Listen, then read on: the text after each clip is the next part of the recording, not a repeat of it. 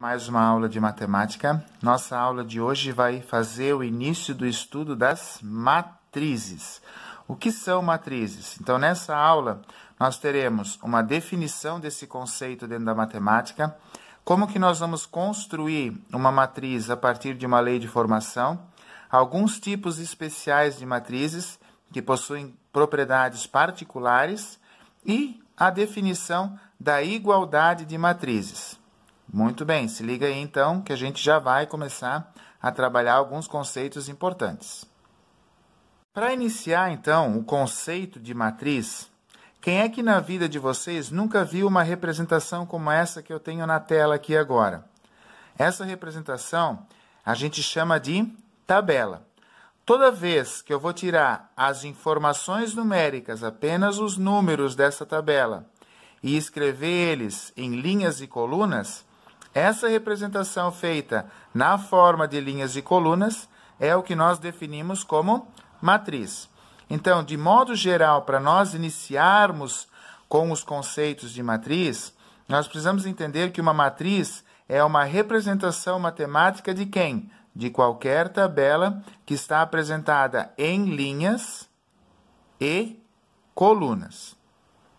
Se a gente saber que qualquer tabela representada em linhas e colunas é o que nos dá a ideia de uma matriz, nós podemos fazer, então, a definição formal do conceito de matriz. Então, ali destacado em azul, eu tenho assim: matriz do tipo M por N é toda tabela retangular de M por N números reais dispostos em M linhas e N colunas. Então, M sempre vai indicar a quantidade de linhas e N sempre vai indicar a quantidade de colunas. Então, toda tabela pode ser representada na forma de uma matriz. Aqui eu tenho duas matrizes. Essas matrizes, elas são representadas em relação às duas tabelas anteriores. Por exemplo, a matriz A, que é o número de carros vendidos por uma agência nos dias úteis da semana, ela tem 3 linhas e 5 colunas, que veio para cá. 3 linhas e 5 colunas, certo? A primeira coluna corresponde à segunda, terça, quarta, quinta e sexta. Já se nós voltarmos aqui, as linhas correspondem aos modelos. A primeira linha é o modelo A, a segunda linha é o modelo B, a terceira linha é o modelo C. A matriz é uma representação matemática que ajuda a trabalhar com operações que envolvem a ideia de tabelas. Nesse caso aqui, nós temos uma matriz de 3 linhas por 5 colunas, que nós chamamos de matriz 3 por 5. Aqui, na letra B, nós temos o exemplo da letra B, que seriam as notas de literatura e inglês nos 4 bimestres de um estudante. A primeira linha representa as notas de literatura, a segunda linha representa as notas de inglês. Primeiro bimestre, segundo bimestre, terceiro bimestre, quarto bimestre. Quando nós vamos observar um elemento, de uma matriz, esse elemento sempre vai ter uma posição em relação à linha e à coluna. Por isso, nós temos que analisar aqui, ó. Deixa eu aproximar aqui. A11. O que significa esse 11? Primeira linha, primeira coluna. A21. O que significa esse 21? Segunda linha, primeira coluna. A31. O que significa isso? Terceira linha, primeira coluna. Que nem aqui. A12. Primeira linha, segunda coluna. A22. Segunda linha, segunda coluna. Cada elemento de uma matriz possui uma posição específica. E é importante a gente conhecer isso aqui para a hora de construir as matrizes. Para construir uma matriz, nem sempre nós vamos ter uma tabela pronta para copiar esses números, certo? Em várias das ocasiões, nós vamos construir essa matriz com base numa lei de formação, que seria uma formulazinha como essa aqui, ó, A e J igual a I menos 2J. O que representa esse I? A posição da linha, a posição do elemento na linha. O que representa esse J? A posição do elemento na coluna. Quem são essas posições? Esses valores aqui, ó. O primeiro valor sempre é o I, o segundo valor sempre é o J. Então, como eu quero calcular uma matriz A de 2 linhas por 3 colunas, tá? Primeira coisa, eu vou estabelecer o modelo geral dessa matriz, certo? Então, eu vou ter o A11, o A12 e o A13 na primeira linha. O A21, A22, A23 na segunda linha, certo? E aí eu vou calcular esses elementos com base nessa fórmula. Substituindo o I pela posição da linha, que é o primeiro número, e o J pela posição da coluna, que é o segundo número. Então, o A11, 1 menos 2 vezes 1. Primeira multiplicação, então, vai dar menos 1. O A12, 1 menos 2 vezes 2, menos 3. E o A13, 1 menos 2 vezes 3, menos 5. Da mesma forma, eu vou calcular a segunda linha, né? Lembrando que o primeiro número sempre é o I, o segundo número sempre é o J. E primeiro eu resolvo a multiplicação. Então, 2 menos 2 vezes 1, 0. 2 menos 2 vezes 2, 2 negativo. 2 menos 2 vezes 3, 4 negativo. Pegando os elementos daqui e escrevendo na primeira linha, e os elementos daqui escrevendo na segunda linha, eu vou obter a matriz A, que é definida por essa lei de formação aqui.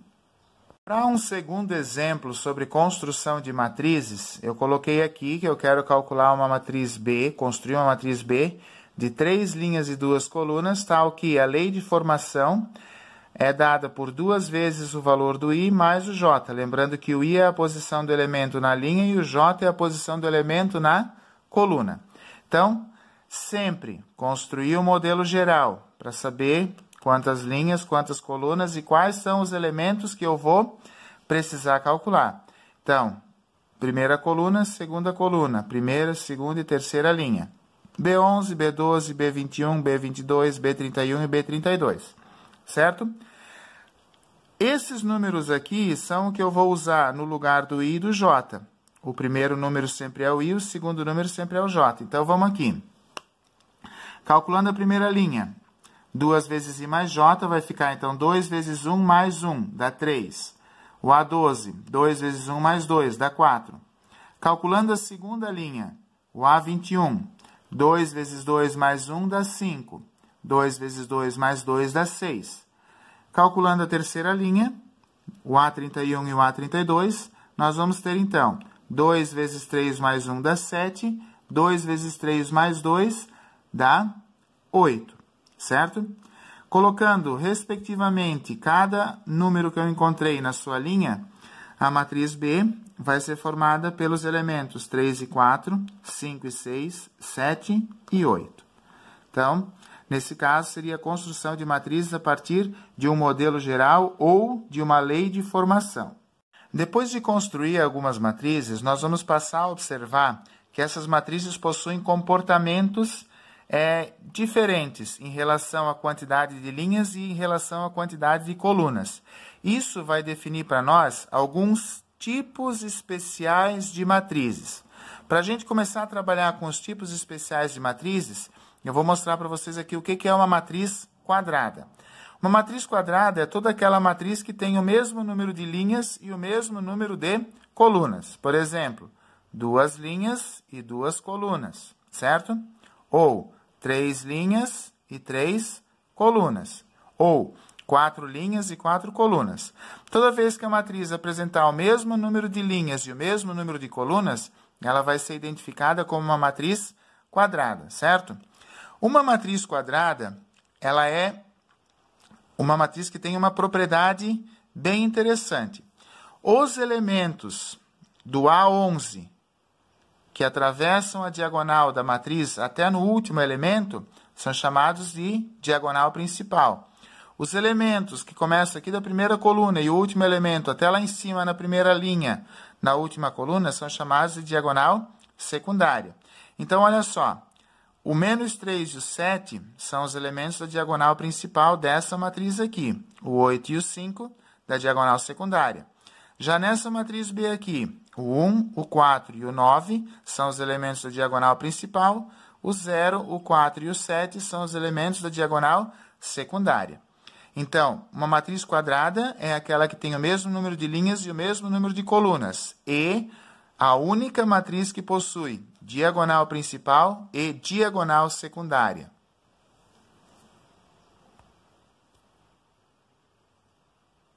O segundo grupo de matrizes especiais são chamados de matriz linha e matriz coluna. Por que recebe esse nome? A matriz linha é aquela que possui infinitas colunas, mas apresenta apenas uma linha, como nós podemos ver nesse exemplo aqui, ó. Ela tem 4 colunas, mas tem apenas uma linha. E a matriz coluna seria o inverso. Ela tem infinitas linhas, pode ter, mas é apenas uma coluna. Então, nesse exemplo aqui, nós temos 3 linhas e uma única coluna, certo? Por isso, elas recebem o nome de matriz linha e matriz coluna. Um outro tipo de matriz é o tal de matriz transposta. Quando que uma matriz é transposta? Quando as suas linhas passam a ser as suas colunas, certo? Olha só, nesse exemplo aqui, o 4 e o 5 são os elementos da primeira linha. Na transposta, o 4 e o 5 são elementos da primeira coluna. O 6 e o 7 da segunda linha, na transposta, o 6 e o 7 na segunda coluna. O 8 e o 9 na terceira linha, na transposta, o 8 e o 9 na terceira coluna. Quando nós vamos fazer e obter a matriz transposta, basta a gente pegar as linhas e escrever elas como colunas. Porém, para escrever uma matriz como transposta, eu tenho que botar o nome dela e do lado do nome, que é a letra maiúscula, eu vou colocar a letra T, para indicar que essa matriz é transposta. Os tipos de matrizes especiais, eu vou trabalhar com uma matriz muito importante, que vai depois dar um conceito de matriz inversa, vocês vão precisar isso também lá na questão da matriz inversa, que é a matriz identidade. O que é uma matriz identidade? Ela é uma matriz quadrada, onde os elementos da diagonal principal são sempre iguais a 1 e os elementos diversos, os outros elementos do triângulo superior e do triângulo inferior, são nulos. Ou seja, uma matriz de identidade ela é formada apenas pelos elementos 1 e 0, certo? Sendo que o elemento número 1 aparece na diagonal principal e os demais elementos são 0. Para identificar uma matriz de identidade, nós usamos a letra I. E embaixo dela, nós subscrevemos o número de linhas e colunas. Então, I2 é a identidade de ordem 2, que é uma matriz quadrada de ordem 2. I3 é a identidade de ordem 3, 3 linhas e 3 colunas, certo? Então, lembrando, matriz de identidade tem a diagonal principal, os elementos iguais a 1, e todos os outros elementos são iguais a 0. E para a gente finalizar, então, essa parte inicial do estudo das matrizes, nós vamos falar um pouquinho sobre igualdade de matrizes. Quando que duas matrizes são iguais? Primeiro, elas precisam ter a mesma ordem, ou seja, elas precisam ter o mesmo número de linhas e o mesmo número de colunas. Segundo, os elementos correspondentes precisam ser iguais. O A11 precisa ser igual ao B11, o A12 precisa ser igual ao B12 e assim sucessivamente. Quando essas considerações forem respeitadas, a igualdade das matrizes existe. Então, aqui, para nós trabalharmos alguns exemplos, eu coloquei para a gente determinar os valores de x e y de modo que a gente consiga igualar a matriz A à matriz B. Então, no primeiro exemplo, a matriz A tem 2, x mais 1, 3 e y mais 2 como elementos. E a matriz B tem 2, 2x menos 1, 3 e 1 como elementos. Para ela ser igual, esse elemento precisa ser igual a esse. Confere? Sim. Esse elemento precisa ser igual a esse. Confere? Sim. Aqui precisa ser igual aqui. Então, para eu descobrir se eles são iguais, eu vou dizer que x mais 1 é igual a 2x menos 2.